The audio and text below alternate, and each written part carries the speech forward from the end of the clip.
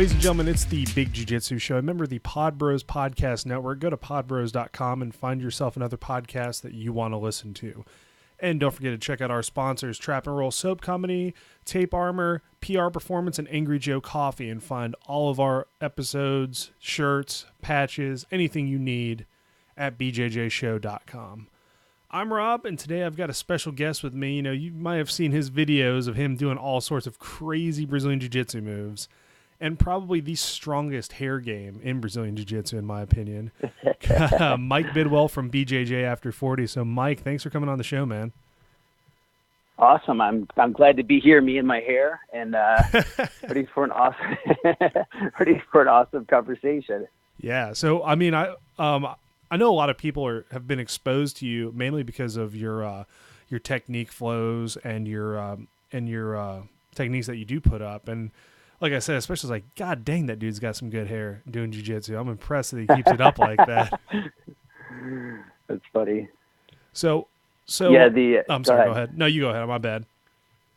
No, I was going to say, yeah, it's so funny because the hair constantly comes up. I see that all the time. People always comment about my hair. I think it's hilarious. It's awesome. Like I said, it's really good. I was impressed. I was like, I roll when my belt comes undone. I couldn't imagine keeping hair like that up. So your hair game is strong, man. Very strong. Well, thank you. The struggle is real. So,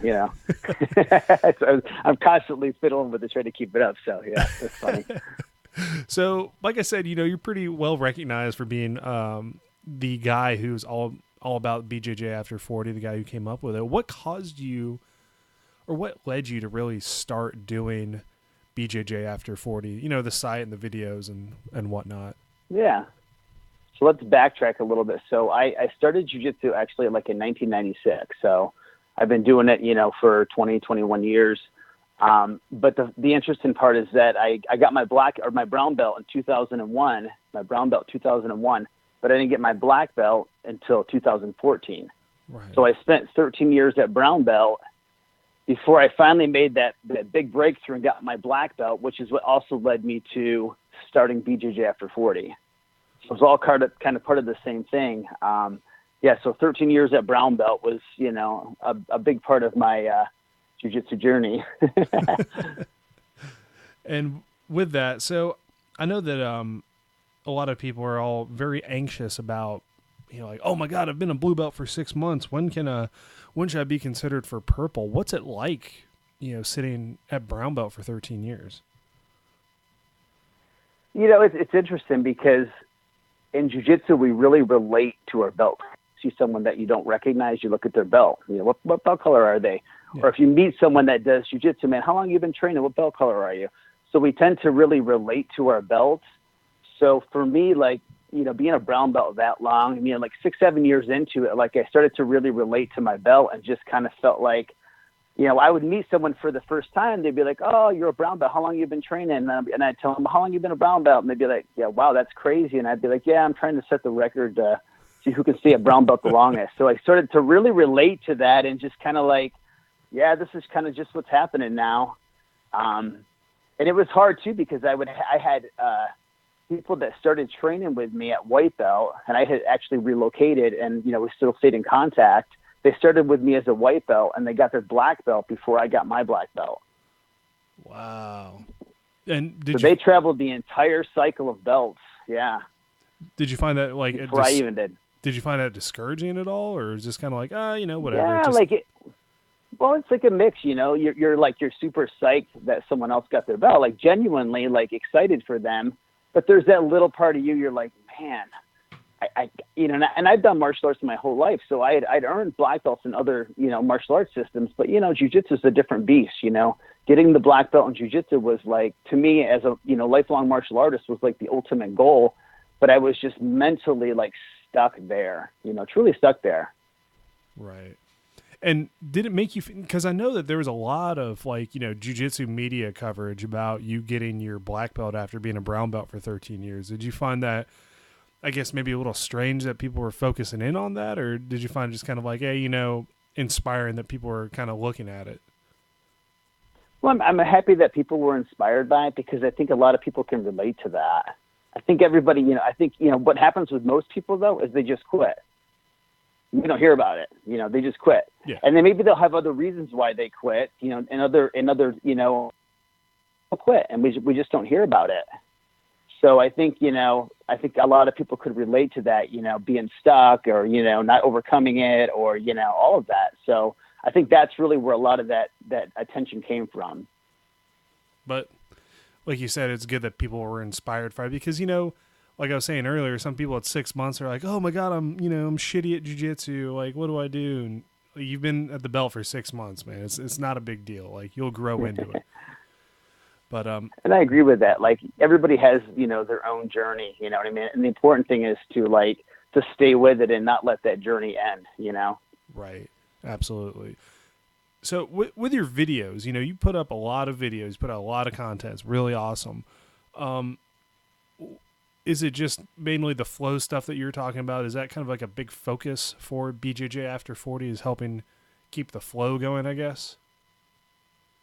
Yeah. And I think, part of that is just, I want people to continue training. Like, I want people to start jiu-jitsu and not have, after 6 months or a year, they're quitting because they're either discouraged by it, whether they're, 40 years old, 50 years old, 60 years old, or 20 year old, or they're quitting because they're getting injured. So, and when I think of flow, it's not necessarily like, oh, we're just going to roll at like half speed and like nobody's going to try, because we all know how that goes. Like, you start with that mindset and then what happens after like 30 seconds, it's like, kill or be killed. Hurrah.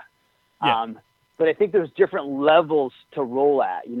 I like to think of grappling like a dimmer switch. It's not like an on-off switch. It's not like we're either going this speed or we're not moving. There's different levels that you can roll at. So, part of what BJJ After 40 I've tried to do is give people like a different way of looking at their grappling where they can roll at different levels versus like, this kind of kill or be killed mentality all the time. And if you're, I'm 48, and there's guys and girls that are a lot older than me that train, and they come to it with bodies that are maybe not even in shape.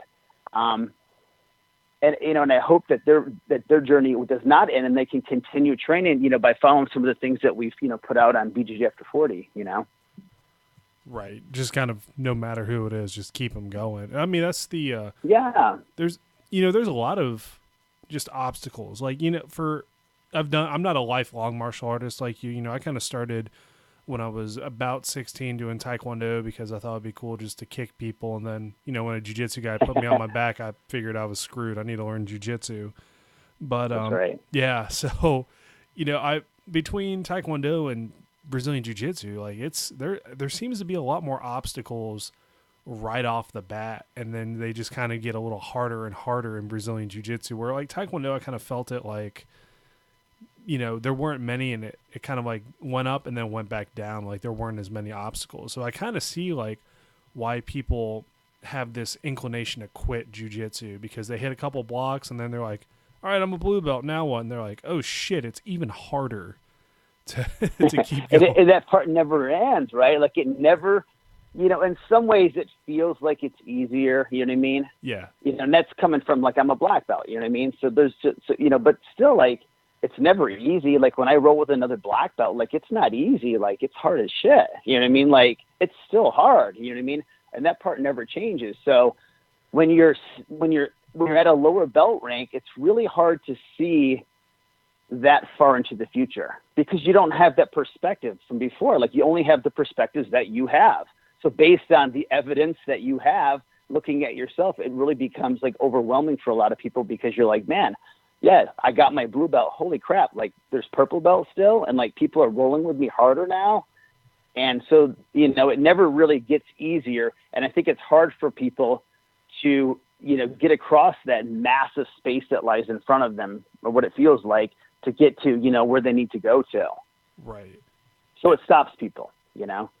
And it does. And, that's why they say blue belt's like one of the biggest drop-offs, I think. Biggest division, but like also like going from blue to purple, you have the biggest quitting drop-off right there. Yeah, because I think a lot of people make blue belt their end game. Like, it's just like they start jiu-jitsu and they really want to get that blue belt. And then they kind of get there and they're like, okay, I'm a blue belt. And then they just start to really relate to being a blue belt. And then they kind of arrive there, and it gets a lot harder to a blue belt because people are going to start treating you differently now. You know, people look at blue belts as pretty much free reign. You know what I mean? Like a white belt, you feel kind of crappy sometimes, like doing, you know, crazy moves on them. A blue belt, you feel, you know, upper belts will use them to test moves on, to try stuff out. You know what I mean? Yeah. And purple belts are going to want to kill them because they don't want to get tapped up by a blue belt. No. You know what I mean? And the white belts look at them as the, you know, the next step for them. If I can tap out a blue belt, then that means I'm probably a blue belt, right? Right. So blue belt's like one of the most challenging places to be in jiu-jitsu. Yeah. And so you're right. So a lot of people don't continue because of that. Would you say that blue belt for you was kind of a difficult period as well in your jiu-jitsu journey?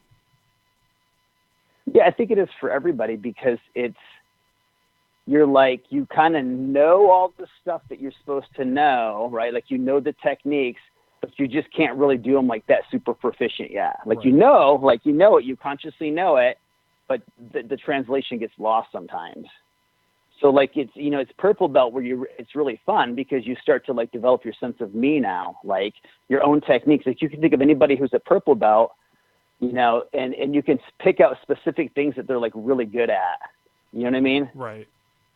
Versus blue belts, you haven't really developed that part of your game yet. Like, you have a couple of things that you're like tinkering with and like things that you're gravitating towards, but you haven't developed that sense of me, and then you're kind of getting killed by everybody too still, you know? Yeah, very a rough time going to class every day just to get your ass beat by everybody.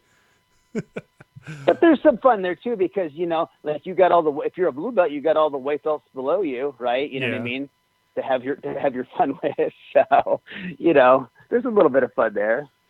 Yeah, I guess it does kind of like roll downhill, I guess. You know, the purple belts take it out on you, then you get to take it out on the white belts a little bit. But God forbid that one white belt gets you. Yeah, like, exactly. That's that terrible blue belt. I need to quit. That's where it comes from, I guess. That's right. Yeah. So for just doing jiu-jitsu, you compete as well, correct? I'm not anymore. I was competing a few years ago, and competition for me was a really, really positive thing. It was kind of like, honestly, that was the impetus, the thing that really got me over that hump from brown belt to black belt. Really? Because I hadn't actually, so I got my black belt in 2014. From 2011, 12 to 2014, I started competing a lot here out on the East Coast. Yeah. But I hadn't competed at that point for 10 years. You know, I hadn't competed actually since early 2001 or something when I got my brown belt. So I hadn't really competed at all as a brown belt up until this point. Dang. So taking a 10-year break from competing, what was it like getting back into it, getting ready for a competition? Well, the cool thing was, like I said, I had been a brown belt at that point for 11, 12 years. And I'd gone to one of my instructors and said, you know, what do I need to do to get to the next level? I really want to get my black belt now. And his thing was dude, you got to get in shape and you got to start rolling with really high level guys, and, you know, kind of laid it all out for me. And so I'd set a goal for myself. I said, okay, I'm going to do a tournament in a few months from now. And I have 2 kids and they both train, and my wife trains as well. And my daughter was 5 at the time, and she wanted to do her first tournament too. So that was my first goal, was okay, I need to lose some weight. And at that point I needed to lose about 50 pounds. Oh, wow. I was walking around. Yeah, it was 200 pounds. I'd never been that heavy before. And I'm a tall, thin dude. And I'd always been the way that I am right now, I'm 155, 160. This is how I'd always been in my early, you know, jiu-jitsu years, you know, my early 30s. This has always been sort of my body. But I'd let myself, you know, put on some extra weight. And I wasn't eating really good, and just depression and all kinds of stuff. And setting that goal, setting my sights on competing in that tournament with my daughter was super therapeutic and cathartic and everything, because I lost weight and it gave me something immediately in front of me to work towards, to start creating some momentum for myself. Right. So with the weight loss, you said 50 pounds. That's no small feat for anybody. 50 pounds is a very sizable weight loss. How did you go about attacking that goal? Because I know a lot of people will just look at it and be like, I need to lose 50 pounds and I'm going to stop fucking eating. That's it. That was the last meal I had. You know, it's going to be water and ice from now on, from then on out. What was your mindset towards that? Because I know, you know, you talk about tournaments, big daunting things for some people. And now you're combining a tournament to get ready for, helping your daughter out to get ready for her first tournament. And now you have this goal of 50 pounds that maybe, you know, I need to lose weight. How did you tackle that? Like, what was the mindset to get the ball rolling on that? So the first thing was like with competing, I had to get to like, so this first tournament I had to be like 175, which at that time, like I was 200, it was like, man, 25 pounds, man, that's a pretty big leap for me right now. And then eventually, you know, within a few months after that, I got myself all the way down to like 150, 155. But yes, it was a huge, like daunting task. Cause yes, I had my daughter competing, and then I was going to compete, and I was going to have to like lose all this weight and stuff.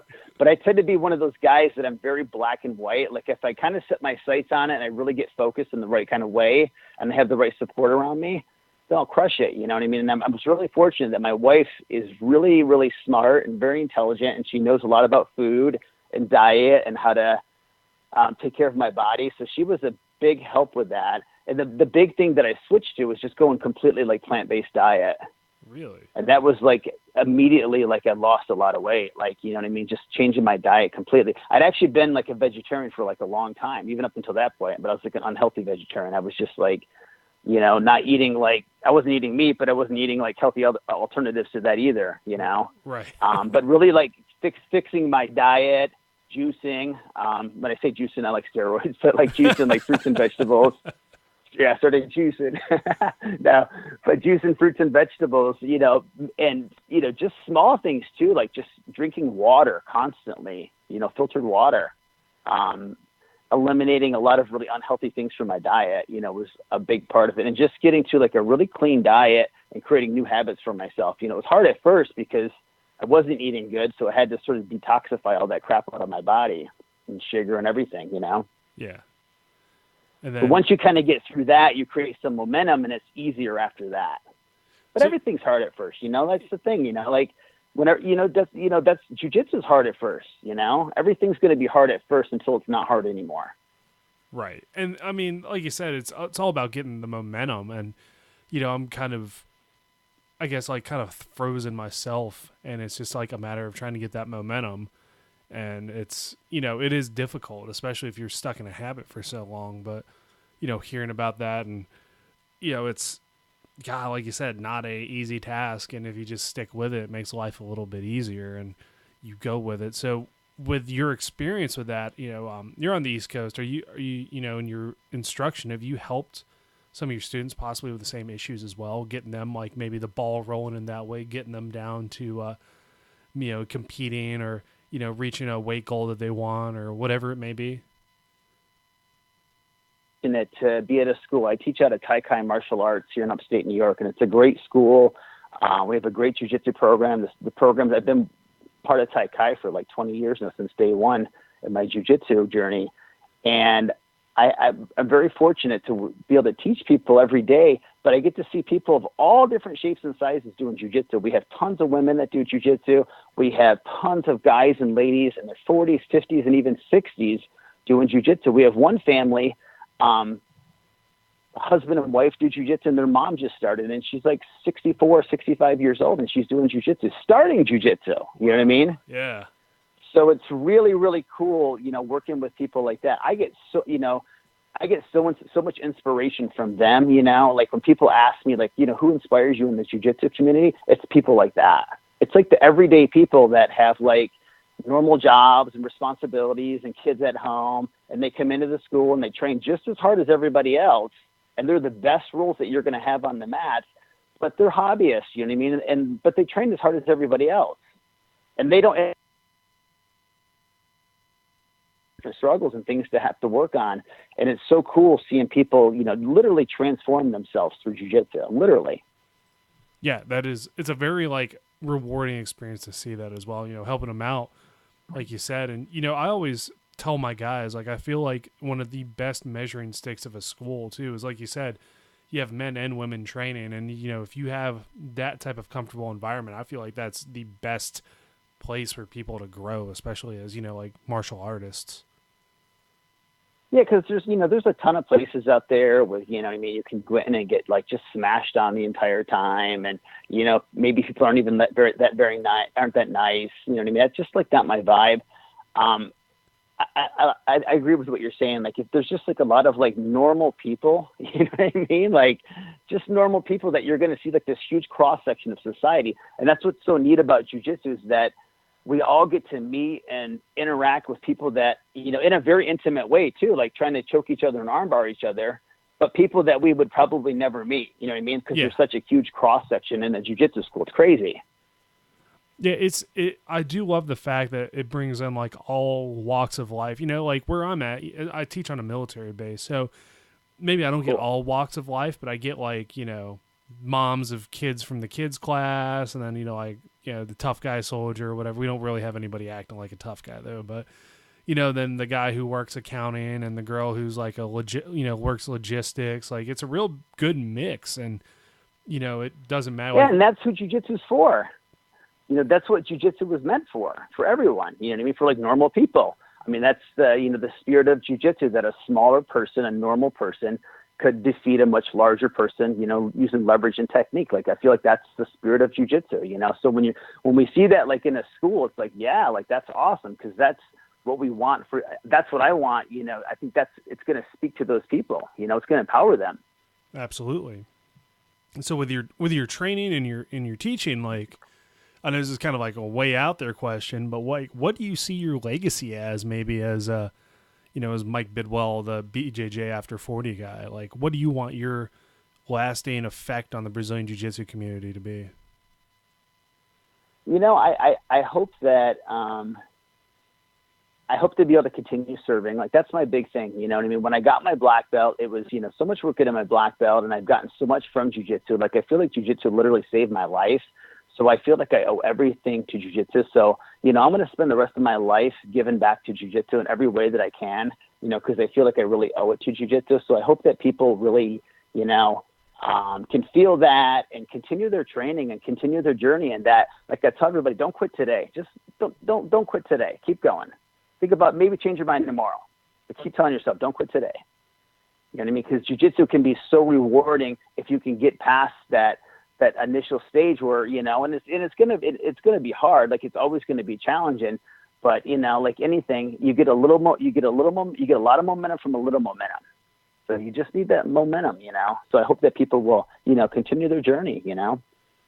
Absolutely. That's what I hope too. You know, I don't want anybody to quit. I want everybody to keep going, but, you know, eventually you do have, you know, people who do fall off, they kind of quit, and, you know, it is a little heartbreaking to see somebody, especially if they work so hard, like, you know, a student who's really overcome some obstacles. Like, have you, I mean, obviously you probably have, but like, has there been a point where you've helped talk somebody out of quitting from like quitting, you know, jiu-jitsu?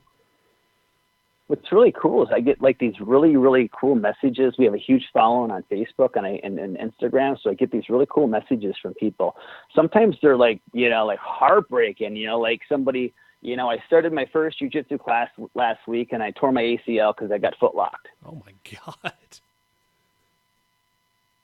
You're like, it's like heartbreaking. You know what I mean? You're like, God, that's like the worst experience ever. You know what I mean? Like, that's what you don't want to hear about, you know? So I get some of those messages from time to time, you know, that are like such a bummer, you know, hearing about people getting injured in these crazy, you know, ways that don't really have to happen. But I also, you know, talk to a lot of people that, you know, that are struggling on their journey, and it is difficult for them. And, you know, and people don't always talk about that stuff. You know what I mean? So like, it's cool that I get these messages from people, and if I can be of any help to them, you know, on their journey, then, you know, that's awesome, you know. And the same thing on the day-to-day teaching, you know, I come into contact with people all the time that, you know, are struggling, and it is hard for them, you know, and they need that push a little bit here and there, because we all kind of need that push, you know, and it's helpful, you know, to be able to provide that, you know. Absolutely. I mean, you know, that's kind of, I feel like your job as the coach or as the leader or whatever, to help give that motivation to keep moving and to, you know, push forward. And there are times that, you know, I do my drive to the gym and I'm like, you know, it'd be nice sleeping. Sleeping sounds like way better than, you know, going to class today or whatever. But, you know, those guys kind of are my motivation. And hopefully as a coach, you know, we give them all the motivation they need to keep going, even if they're like, yeah, I hate martial arts. It's stupid. But well, everybody does from time to time. You know what I mean? Everybody hates jiu-jitsu, including me sometimes. There's nothing worse than like you're being smashed and someone's got side control and they're dripping sweat in your face and you're like, God, I freaking hate jiu-jitsu. This stuff sucks. Why do I do this? It's just craziness, you know? But, I always try to remind people, the brain does much better in small steps. You know what I mean? That's how I got myself to black belt, setting like small little goals in front of myself. And if the small goal means that like I just grab my bag and drag it into the car, with me when I go to work, and then hopefully at the end of the day I can actually get myself to jiu-jitsu, then that's what you do that day, Right. Sometimes you got to fake it to make it. And I tell guys, you fake it to make it, you also fake it to become it, and that's the next step beyond that. But to get there, sometimes you just got to do those little small steps, throw your bag in the car with you, have your buddy call you on that day. You know what I mean? Plan your schedule out a week in advance, try to set yourself up for success, not failure. Yeah. Yeah. Little bites. Everybody talks about the little bite. I mean, that's perfect way to approach it. So with the BJJ After 40 and, like you said, setting goals and hitting this big daunting task, oh my God, my brain fried for 1 second. I apologize. Like it's, no, I mean, talking to you about this type of stuff, it's really, really makes me kind of look at my own self as well, which, I think is something cool, especially for, talking to a guy who runs a site that helps inspire people to keep doing jiu-jitsu and stuff like that. There are times it's difficult to get to the gym and teach, but like you said, little steps and get that small momentum going. I mean, there was for a little bit, work was kicking my ass and I'm like, oh my God, I got to go teach jiu-jitsu now. But I guess maybe staying in the habit of it is what really helped me out, getting to class and whatnot. And I appreciate hearing it from you. Like, maybe I'm not crazy then at that point. No, because I think everybody kind of struggles with that. I just don't think people like consciously talk about it. You know what I mean? Like, or they don't speak about it that often. You know what I mean? Like, everybody, like wants to get their black belt, but like, not everybody's gonna get their black belt. Right. You know what I mean? You look at a class when it lines up in a jiu-jitsu school. We get classes where we have 50, 60 people sometimes, but then you look at the one end of the room compared to the other end of the room. There's like a couple black belts, and then there's a handful of brown belts, and there's a few, some purple belts, and a scattering of blue belts, and then a bunch of white belts, So the nature of jiu-jitsu is going to be that you're going to eliminate some people. Like, it's just going to happen, Not everybody's going to get the black belt. So, like that's always going to be like a daunting task for everybody. But again, like your brain's going to do better in these little small steps. Yes, look forward to getting that black belt one day. But in the meantime, like, what can I get from this class that I'm having right now? And just trying to enjoy the present moment experience, Right. No, that's the best way to do it. I feel like, don't worry about the big, because that's the thing too. Like, I've talked to people and like you said, they're like, oh, I'm going to be a black belt. I'm like, I don't want to be like, look, maybe you should focus on maybe getting a stripe first. That might be Yeah. Like your present moment. Like, yeah, that's cool. Like the black belt, but like, you know what I mean? Like, what about like what's happening in this moment right now? What can you get out of this moment right now? Right. There's more power in that, So, you told me that you started 1996, correct? For Brazilian Jiu-Jitsu was when you started, like back, UFC, kind of the early days, not like 93 when the UFC came through, but you started 96, right? Yeah. What type of differences have you seen between 1996 and present day Jiu-Jitsu? Like what type of, because you've been in it dang near the whole time, like from the super beginning all the way up to now, like what sort of progressions do you see and where do you see it going from beyond this time as well? It's interesting because it all seems to kind of repeat itself. Like right now, the hottest thing is foot locks, right? Like everybody wants to do foot locks and leg locks. I remember when everybody didn't want to do foot locks and leg locks, you know what I mean? Like you'd go to tournaments and people would boo you and foot locks were bad and stuff like that. But the school that I came from, Tai Chi here, we were always kind of doing foot locks back in the day. In fact, my instructor, Ken Cronenberg, whom I got my black belt from, he was back in the late 90s, tapping out black belts when he was a purple belt. He beat some really good black belts back in the day with foot locks. So the acceptability of foot locks has certainly changed quite a bit. Everybody's kind of hot and heavy for foot locks nowadays versus back then it was taboo, And there's more, I think people are more open now to more to different techniques, different ideas, and different concepts. And I think obviously like, you know, like YouTube and the internet has, you know, like I put a move up and like immediately like someone somewhere else in the world sees that move and they're already playing with it, you know. And I've had people take moves that I do and go and do them in ways that I hadn't even thought of, you know what I mean? So there's just definitely like more openness to like trying new things now, which is really, really cool. Yeah, a lot of, you know, the YouTube like has made getting techniques like really, really easy. And I think somebody was telling me before, like a lot of people, you know, would keep their techniques close to heart too. So like nobody could use their super special guard passing for tournaments and stuff. But like you said, now it's everywhere. And like stuff you put up, people are already getting out on the mats like, oh shit, I saw this. Let's try this. Let's try this. And then you said like now people are doing variations of it on top of that. Right, which is really cool. And like, you know, and that's, you know, I was like that. I was like a huge hoarder of my jiu-jitsu forever. Like I wouldn't want to share stuff with anybody. Like I had moves that I was like, there's no way I'm ever going to show anybody this move.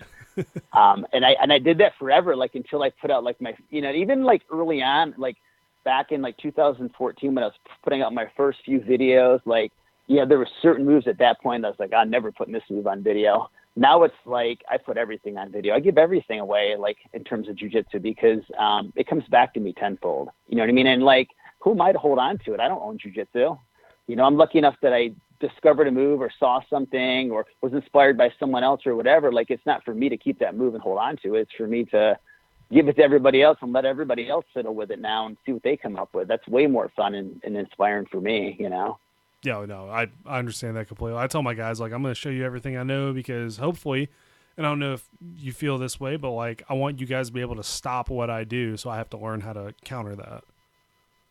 Yeah, because that's where all the real cool creation starts to happen, right? Like, if you just, like, rolled with somebody and, like, you, like, went for a triangle choke and you got it and, like, tapped them out, like, that's not that fun. Like, you know what I mean? That's like a black belt rolling with a white belt. You know what I mean? You're like, oh, yay, that was fun. And you're like, oh, shit, I got to do it again now.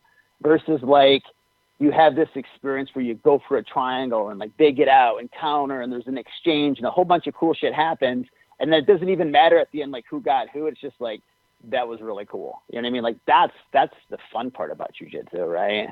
That's where all the creation starts to happen. Like, when people are countering your moves and you're countering their stuff. And then it forces you to have to think outside the box. And that's where you start to create really cool things. But you have to be present in that moment to see that too. You know what I mean? Like, if you're just always following the same old patterns every time, then you're not going to be open to that creation in the moment either, you know? Right. And that's something like I think I need to force myself. And I feel like a lot of people kind of force themselves into it, like you were talking about before, or just talking about actually was, you know, they just want to play a certain game. And they don't want to open it up too. Like, you know, there's people that are always going to do like guard pass, you know, knee slice pass to side control to key lock. And then they don't let anything else happen because they're not, I don't know, I guess maybe they're afraid of it. Like what do you feel? Yeah, I agree. Like, I think people I think it's a bunch of different stuff, but I think the way to look at it is have like your mainstay game, like, and you have like your safety moves. Like, if you don't know somebody, like, if I'm going to roll with someone and I don't know this person, like I've never seen them grapple, and I don't care what belt they are, they could be a blue belt or a purple belt. If I don't know them, I'm going to be mindful the first time I grapple with them. I'm going to stay with my safe game. You know what I mean? Like, I'm going to be careful and not expose myself too much until I can kind of feel like what they feel like. You know what I mean? Versus like grappling like that, you know, all the time, like just in your safety net constantly, and you never break free from that. That's just not even like that fun, and you don't really grow your game. And you don't grow your partner's game either. You know what I mean? And that's where the exchange starts to happen. Like, if you're changing your game up, it forces them to change their game up, and they start adding new elements that you have to deal with now. Like, that's exciting because now they're like, you're actually like playing a game versus like it's one dimensional where you're just like trying something and tapping them out, or you're like, you can't tap them out, but you're stuck in this one kind of game and nobody's progressing. And it's just, you guys are both just like fighting for one grip the entire time. Right. Yeah, I've run across. How are you going to gain a lot from that? You know what I mean? No one does. You can get really good at that one grip, and then that's it. Yeah, and you don't get to try any other stuff. Like, you got to look at like grappling like a playground, man. Like, I want to get on the monkey bars, I want to get on the swings, I want to try everything today, man. I want to make some new friends out here. You know what I mean? Like, I'm here to like expand myself, not like be locking myself into a box every time I grapple. You can have your days where maybe you're like, I'm not feeling 100% today, so I'm going to stay super safe. And then you might have those days where you're like, man, I'm just going to flow everything today and just see what happens on the mats, and not like really like go out there and like have a specific game plan. I'm just going to kind of see what happens. Yeah. That's kind of fun too. You know what I mean? Like, No, I agree with that, because to me, like, I think some of the fun times I've had just doing jiu-jitsu is trying to move, and my student, just because it doesn't work because I haven't been working it a lot, like, I'll do the move and then they counter it somehow, and then I think the words that come out of my mouth are, oh shit, well that didn't work, and then they're like on top of me, so now I have to fight out of it. Like, those are the most fun. Yeah. Yeah, those are fun roles too. Like, where there's just no expectation. You're like, oh man. And sometimes you just like, you put yourself in a bad position and you just kind of deal with it. And sometimes you're just going to have to tap out, and sometimes you're just going to have to survive and grind it out too. So like, it's all good either way.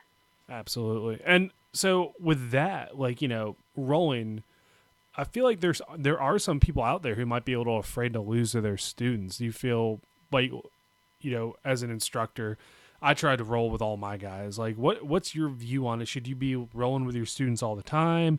Is it, should you not let them tap you? Like, what do you think, or what's your take on the whole situation with something like that? I think, it depends on the school that you train in. So our school is kind of unique here because we have 9 black belts. We have loads of brown belts and tons of purple belts. So we have like an army of, upper belts in our school, which is really cool. But if you're in a school where it's like it's just you and your students, and you don't have like any black belts at all, like, I think you need to be rolling with people. Oh yeah. How are you going to gauge your skill level? You know what I mean? And how are you going to see those little small things that they need to work on? Because there's so many things that come up when you roll with people that like aren't part of like the normal class, or if they're rolling with somebody else, there's certain things that maybe they're not going to be able to identify, and you're not going to be able to identify unless you're grappling with them, like physically grappling with them. So I think it's important to roll with everybody. If you're physically able to do that, I mean, sometimes you're working around injuries and stuff like that, but I think it's, like a healthy, in a normal, healthy school, the instructor's rolling with people.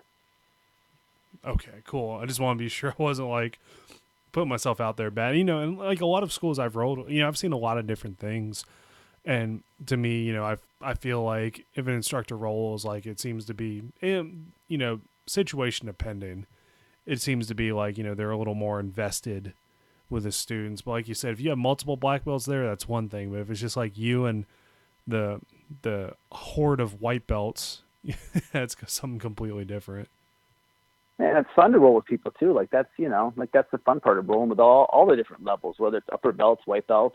The white belts are fun because they'll kind of ground you back in reality a little bit, because they're going to do all that weird stuff that like a more polished student isn't going to do. Like, they're going to be in your guard and like trying to put you in a headlock.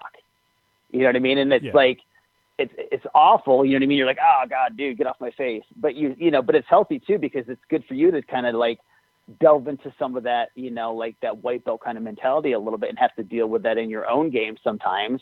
And it's going to help you kind of spot those deficiencies in their game as well. You know what I mean? Yeah. No, that's perfect. So, Mike, before we head out, what I'd like for you to do, and first of all, I want to thank you for, spending some time with me, talking about jiu-jitsu, talking about everything. Like, this has been eye-opening, and really, hopefully our listeners get a lot out of it too. And I know they will, because it's a lot of solid advice you gave. If you have anybody you'd like to give a shout out to, any, sponsors, anybody in general, like, please, the floor is yours. Oh, thanks, man. And I appreciate, the opportunity to talk with you. I love talking about jiu-jitsu. So, man, anytime I can have a conversation about jiu-jitsu, I'm all in. Yeah. So that, that's really awesome. And I have, I'd like to, thank Origin. They're my sponsor. Origin's awesome. They put out like amazing gis and gear and all kinds of stuff. I'm going to be at their camp coming up in August 21st through the 27th at their immersion camp. So check that out. And Also check out a company called People Putty. They put out this really cool like spray that you can put on injuries, and it's all natural. And I've had a lot of great results from it with tendonitis in my elbow, and it's great stuff. Nice. And we've had a few guys who've been to the Origin Immersion Camp on the show the past few interviews, and keep saying like, yeah, it sucks I'm not going to be there this year because I really want to go this year. Now just hearing you being there makes it even worse that I'm not going to be there this year. Well, maybe next year. It's definitely worth it. It's a great camp, and they're great people, and it's a beautiful part of the country, and I'm really looking forward to spending some time up there. Yeah, it's my goal. I just want to go hang out in Maine and do jiu-jitsu for like a week and call, and have a good time. Exactly. And where can everybody find you, Mike? Like, social media, web pages, anything. Like, where can our listeners find you if they've been under a rock and don't know what BJJ After 40 is? You can go to the main website, which is just www.bjjafter40. That's BJJAFTER40.com. You can also check us out like in all of our, social media sites, YouTube, Facebook, and Instagram and all that. Just, search BJJ After 40. Excellent. Well, Mike, once again, thanks for coming on the show. I really do appreciate it. And, learned a lot. I'm definitely going to put all these lessons in my, my back pocket and keep them with me. So thanks again for coming on the show. Oh, thank you. I appreciate it. That was a lot of fun. Awesome. All right, ladies and gentlemen, this has been another episode of the Big Jiu-Jitsu Show. Remember the Pod Bros Podcast Network. Don't forget to go to podbros.com and find yourself another podcast you want to listen to. And don't forget to check out our sponsors, Trap and Roll Soap Company, Tape Armor, PR Performance, and Angry Joe Coffee. And find all of our episodes, shirts, patches. You can even send me a crazy email if you want at bjjshow.com. I'm Rob, and we'll catch you guys next time.